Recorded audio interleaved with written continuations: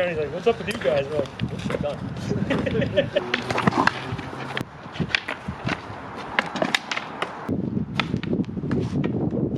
Alright.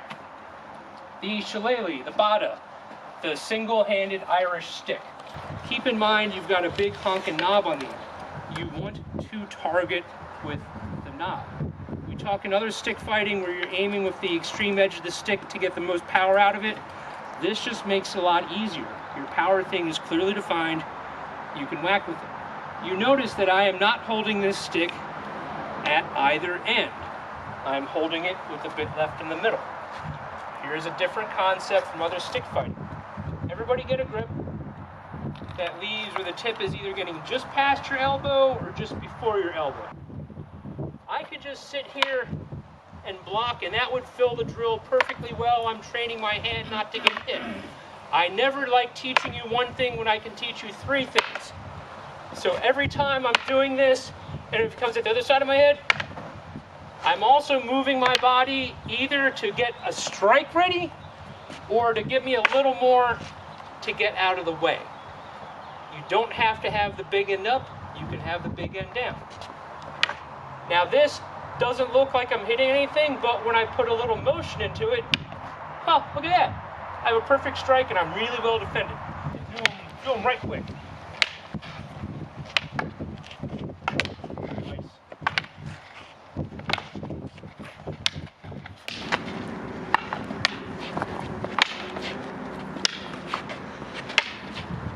Advantage of that leverage action, you gotta be in the right place, right? So don't stomp my head here. That was a real easy one, right? Just sitting right here, my lever action's there. He does the same thing, but I block it with the bottom part for whatever reason.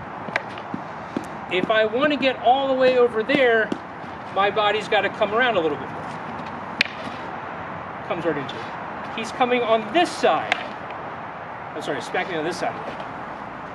Again, I have to step over there. If I step the way I was before, I'm forcing it at that point. And if I'm forcing something, I'm slower, right? If I'm slower and only hitting him like here, he's gonna bring that other hand into play, move it over, stuff it, punch me, whatever he's gonna do. How do I keep my knuckles from getting hit? And we just went over this in other stick fights. I don't keep a static hand, I move around. The downside is, this whole thing is my main defense. If I get too froggy moving around, he's gonna smack me in the head. Right, so I've got to keep this somewhere in front of me.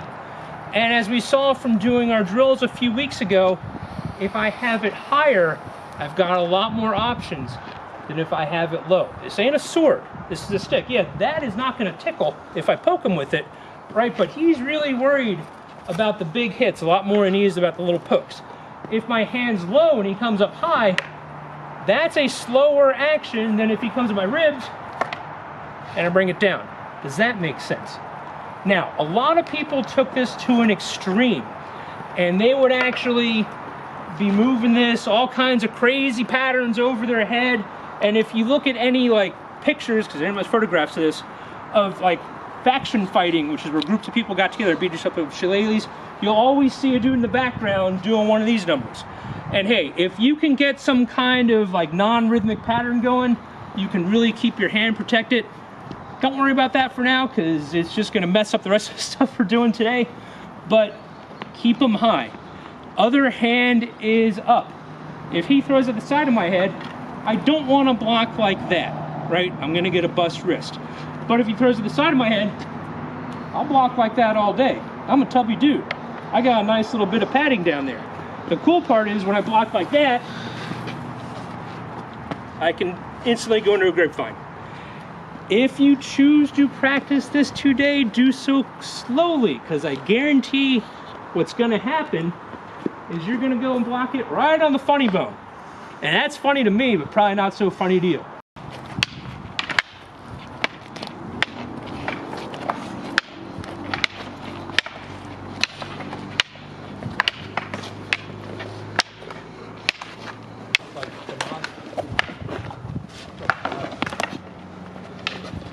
Dalton likes fighting really intense just gonna throw one at your empty hand ear. You're gonna block with the big part, push forward, grab, and anytime I grab, I want my hand in that extra elbow, right? If I grab him here, it's a tug of war. Maybe he wins, maybe I win. I grab him here, it's not bad. I grab him here, he can get his hand out very easily by dropping the stick, but with zero effort on my part, is he gonna do anything else? Just take one step forward. That's all you gotta do. You're not smashing each other in the ground. You're not hurting each other. It's just that block, grab, and hook motion is what I want you guys going over. Make sense? Sure. Go for it. So when I block, remember my whole flipper hand thing? I don't even gotta think. Okay. Two basic grabs.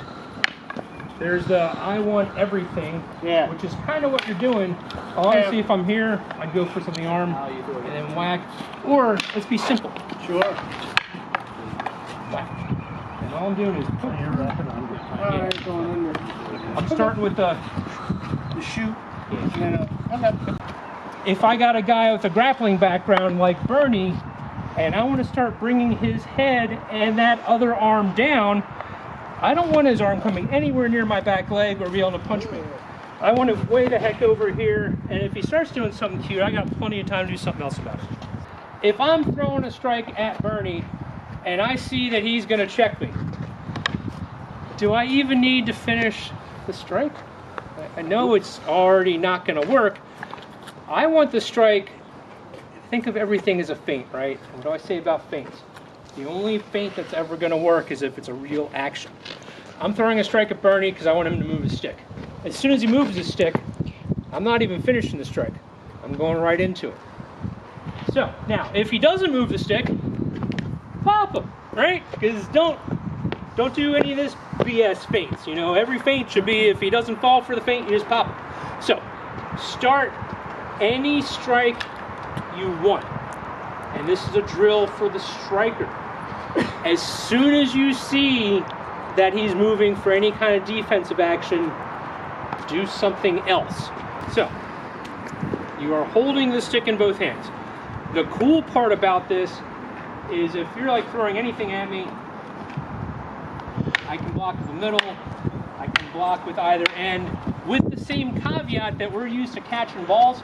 So if you're going to do this with any amount of time, you should really practice not getting your hand smacked. But I just want to introduce one concept, and it's a footwork concept. So I'm going to throw something out there, just because I want him to catch it. My next move is going to be step close, and it's almost a grapple. The whole way I want you to think of it, I open the door, I close the door. And I like coming from above and pressing down because it gives me all this stuff. If that's just not how your footwork works out, okay, I don't really have it, but hey, I got all kinds of hooking and evil stuff I can do here. So just give a couple practicing. One guy's throwing it out and bringing it in. The drill is for the person throwing it out, bringing it in. The other guy, just block. Move your body to make it uncomfortable for them so their footwork has to be crisp. But that's pretty much all we're doing.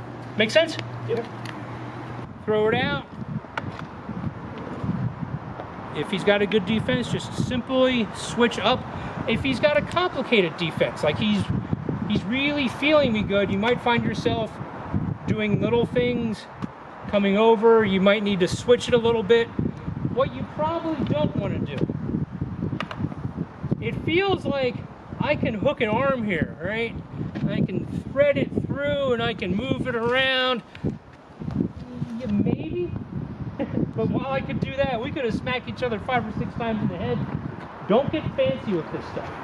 Watch hockey guys fight sometime. Aside from the fact that if they don't drop their sticks, they're both in trouble. When you're doing this, you're not really trying to do this because it's not a great game, right? Get it? Do strikes wherever your striking happens.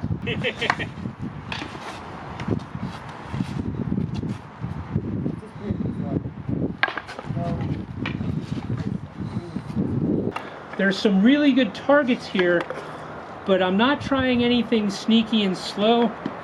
I'm just flat out attacking the wrists from any angle I can get. If you can get inside and do a strike, and it's not like I'm trying to hook and move his whole body around. It was like Joe was saying before, if the smack on the neck, I'm looking to get something in there like a strike. And then if some more pushing is good, I probably don't need it though, just do another strike. And if you remember the rowing motion that we do with the longer staffs, or you're striking down at the guy, that's basically what you're doing. And it's a good reason to fight if you stick up here and not down here, right? Try some more. There's no going first. You are just like basically no contact sparring, which is going to turn to light contact sparring. That's fine. Just like what we did. Notice, every strike that Chris throws, he's got his hips, he's got his footwork into it. Every one, he's perfectly controlled, but he could turn that into knockout power. When we're going slow like this, that's the stuff you focus on. We're not going super fast. We're not trying to hurt each other. Just a little bit of tag with the sticks. That's all right.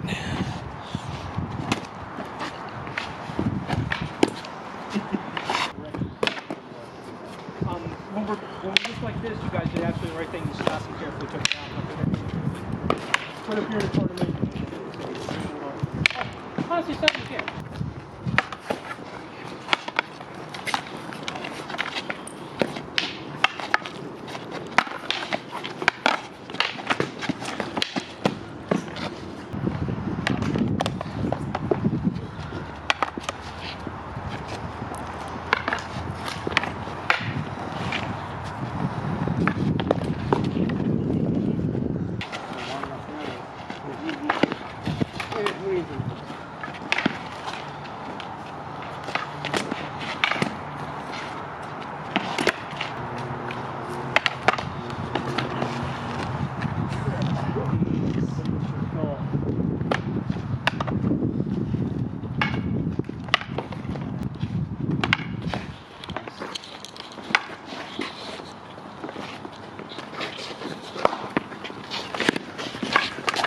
This ain't a bad way to crank that back up.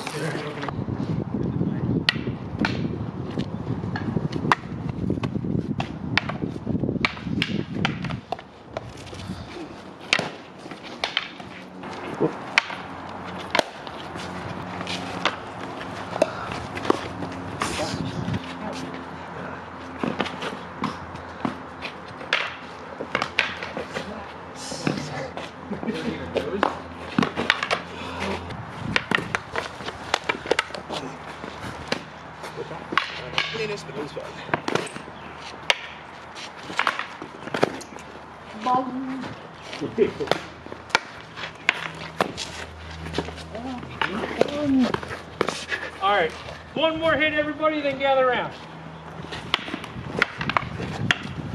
Nice. All right, gather around a little bit. So, what we did at the end here, and what we did for the last couple of drills before, is kind of like slow, light work. It lets you pull off some techniques because it gives you extra time to see what's happening. The more and the longer you do this, the more stuff you can see.